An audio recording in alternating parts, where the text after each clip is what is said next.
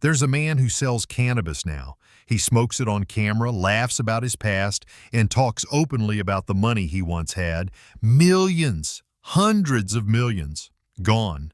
That man is Mike Tyson. And if you knew him in the 1980s, when he walked into rooms with tigers on leashes and dropped $100,000 on watches he'd never wear, you'd wonder how it all disappeared. Today, Mike is worth an estimated $10 million. Comfortable, stable, but nothing compared to what he once had.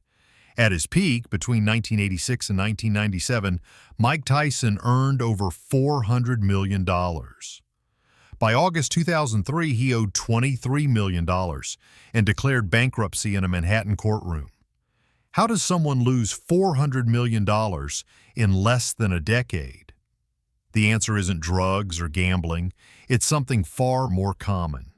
Trust, greed, and saying yes to everyone who asked for a piece. This is the story of the fastest financial collapse in sports history. Mike Tyson wasn't born into money. He was born into survival. Brownsville, Brooklyn in the 1970s, one of the poorest, most violent neighborhoods in New York.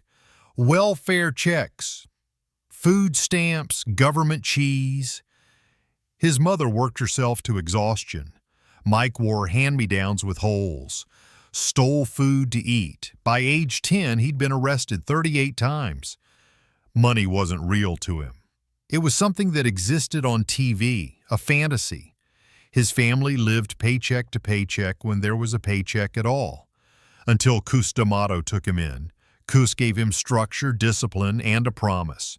You're going to be the youngest heavyweight champion, and you're going to be rich.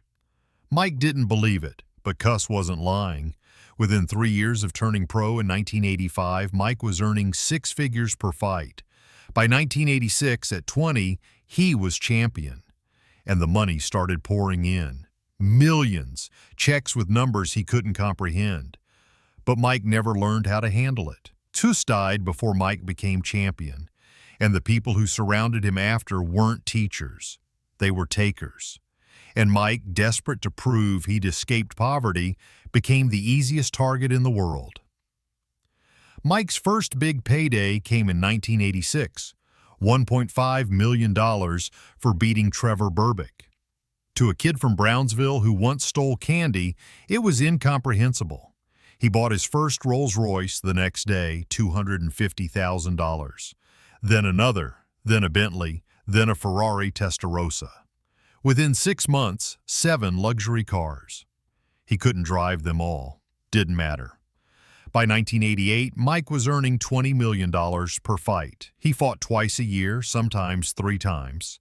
HBO, pay-per-view, sponsors, Nike, Pepsi. At 22, Mike Tyson was the highest-paid athlete in the world. And he spent like it, a 52-room mansion in Connecticut for $2.7 million. Another in New Jersey for $4.1 million. Then Ohio. Each required staff, chefs, maids, security. Monthly bills ran into 6 figures. Jewelry by the pound, gold chains, diamond rings, Rolex watches worn once and tossed. Collection valued at over $3 million. 2 Bengal tigers for $70,000 each. Their care cost $4,000 per month. His entourage grew like a tumor, 30 people on permanent payroll, drivers, bodyguards, chefs, trainers, hangers-on. Each paid $2,000 to $10,000 per week. Mike picked up every tab, every dinner, every trip. He'd walk into nightclubs and buy $500 bottles of Cristal for everyone. Throw $50,000 in the air just to watch people scramble. It wasn't generosity. It was performance. Power. Proof that he'd escaped Brownsville. But money spent that fast doesn't last. Between 1986 and 1997, Mike Tyson earned approximately $400 million. Gross earnings. Before taxes, fees, managers, promoters, lawyers, and everyone took their cut. Don King took 30% off the top of every fight. Sometimes 40%. Contracts signed quickly in back rooms at 2 a.m. Mike never had lawyers he trusted present. King would slide papers across the table. "Sign here, champ." Mike signed. Every time. King promised billions, but the money flowed one direction. Years later, Mike would accuse King of stealing $100 million. King denied it. Lawsuits dragged on. Mike never saw the money. Then there were business managers, men in suits claiming to be financial advisors. They bought real estate Mike never saw, started companies that never turned a profit, funneled cash into investment funds that vanished. Mike signed everything, didn't read, didn't understand, didn't ask. His lifestyle was mathematically unsustainable, $400,000 per month in fixed expenses. Mansions require staff, maintenance, taxes, cars need insurance, storage. Tigers need trainers, veterinary care, liability insurance. The entourage needed hotels, flights, per diem. It never stopped. And then the lawsuits, sexual assault allegations, bar fights, divorce from Robin Givens cost millions. Paternity suits, creditors sued. By the late 1980s, Mike was spending more than he was earning, but he still believed the checks would keep coming forever. After prison, Mike's comeback fights were lucrative. $20 million for Peter McNeely, $30 million for Buster Mathis Jr. But his spending accelerated into absurdity.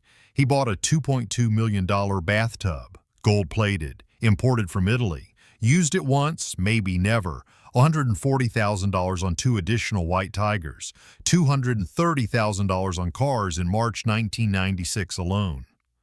7 cars. He already owned 40.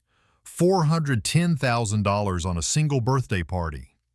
His financial advisors panicked. "Mike, you're burning through cash faster than you're making it. You need to stop." He didn't listen. He fired them. Surrounded himself with people who said yes. Yes men don't save you. They drown you. Don King was still bleeding him dry. Mike accused King of stealing $100 million. Lawsuits dragged on, costing millions more in legal fees. Then came the Holyfield fight in June 1997. The ear bite, the $3 million fine, the 15-month ban. For over a year, Mike earned nothing from fighting, but the bills didn't stop.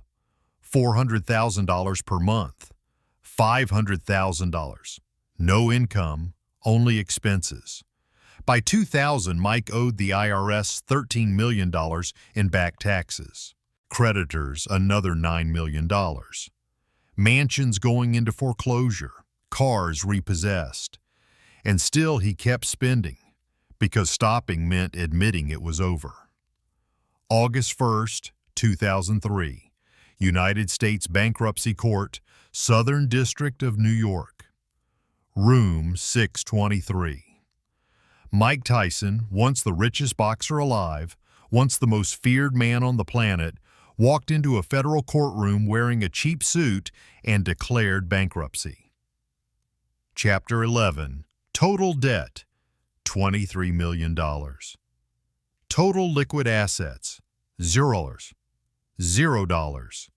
The hearing was excruciating, humiliating in ways a knockout never was. The judge, Burton R. Lifeland, sat elevated looking down at Mike. Lawyers surrounded the table. Creditors filled the benches. Reporters scribbled notes. Cameras weren't allowed, but the transcript would become public. Every embarrassing detail exposed. Judge Lifeland asked Mike to account for his spending. Where did the money go? $400 million. Gone. Explain. Mike tried, his voice quiet, almost childlike. The houses, 7 mansions, the cars, 40 vehicles at one point, the entourage, 30 people on payroll for years, the lawsuits, settlements, lawyers, the tigers, the jewelry, Don King, the IRS. It all blurred together. The numbers were staggering, incomprehensible. The court accountant read the list aloud. $4.5 million spent on cars over 10 years.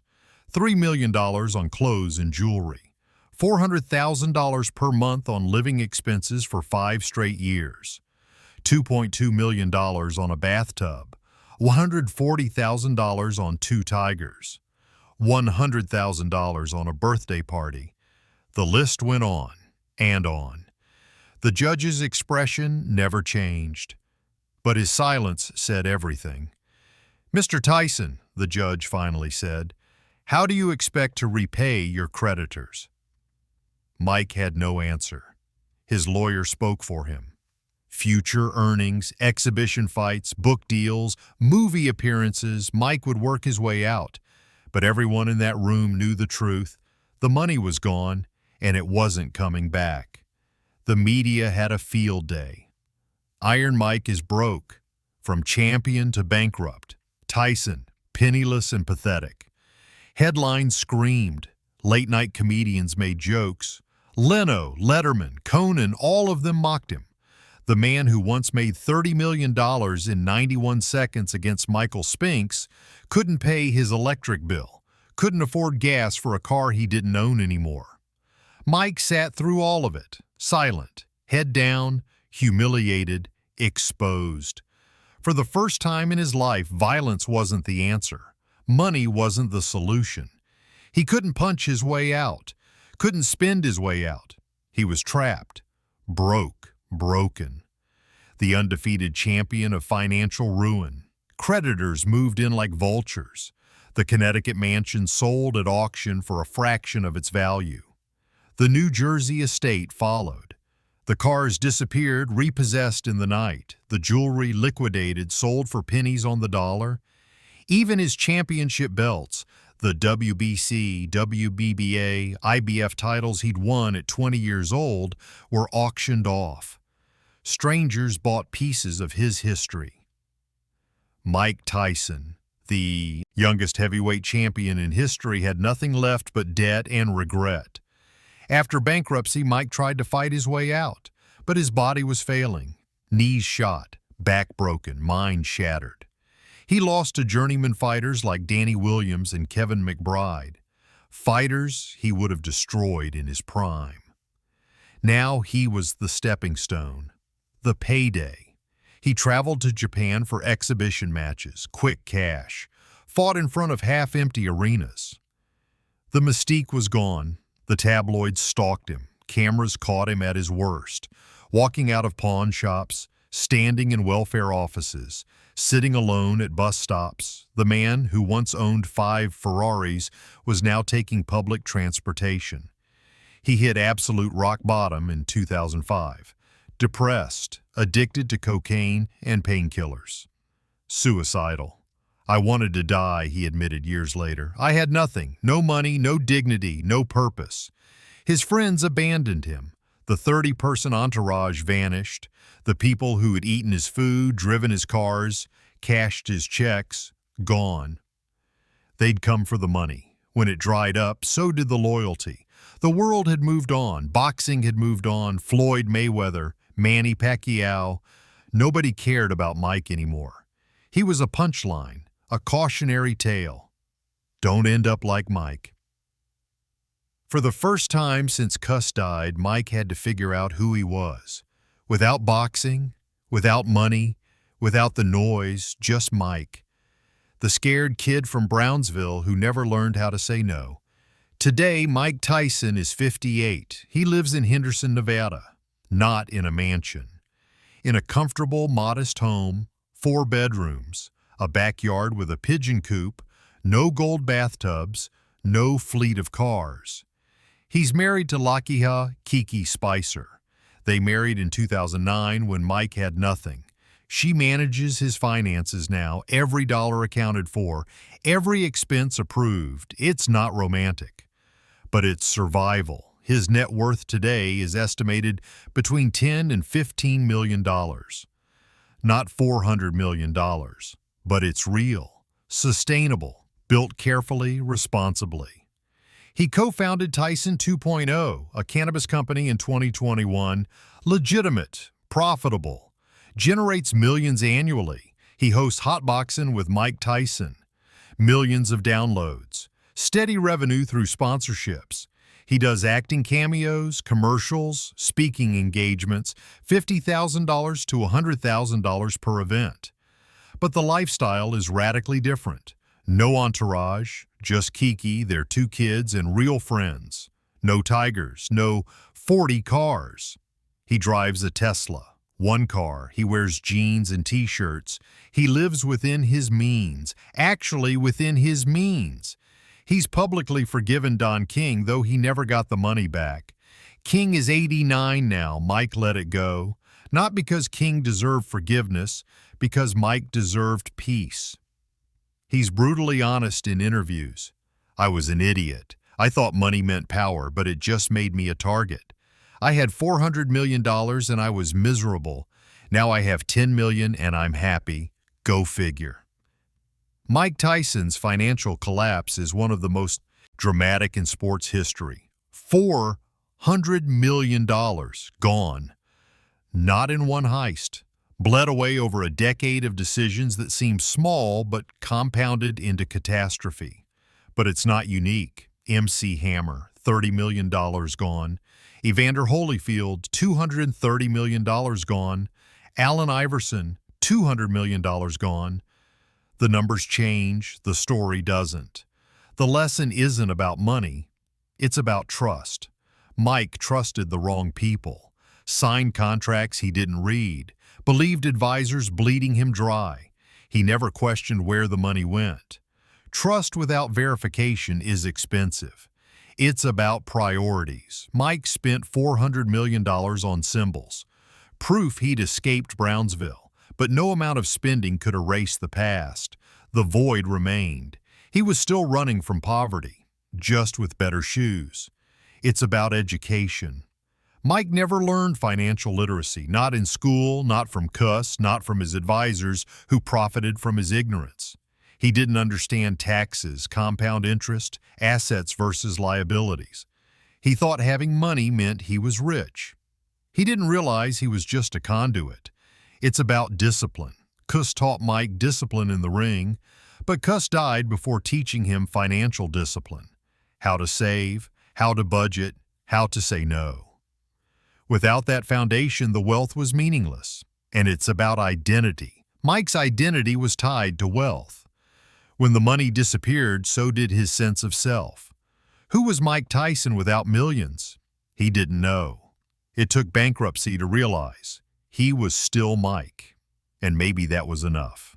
Today, Mike is wealthier than 99% of Americans will ever be. $10 million is more than most people earn in 10 lifetimes, but he's not rich the way he once was, and he doesn't want to be. I don't need 100 cars. I just need one that works. The tragedy of Mike Tyson isn't that he went broke. The tragedy is what it cost him to learn what should have been taught. That wealth without wisdom is just a bigger hole. That money can't buy happiness, but it can buy time, security, and freedom if you know how to manage it. Mike paid $400 million for those lessons, the most expensive education in history. But he learned them, and now, in his own way, he's teaching them. So here's the final question. Did Mike Tyson lose $400 million?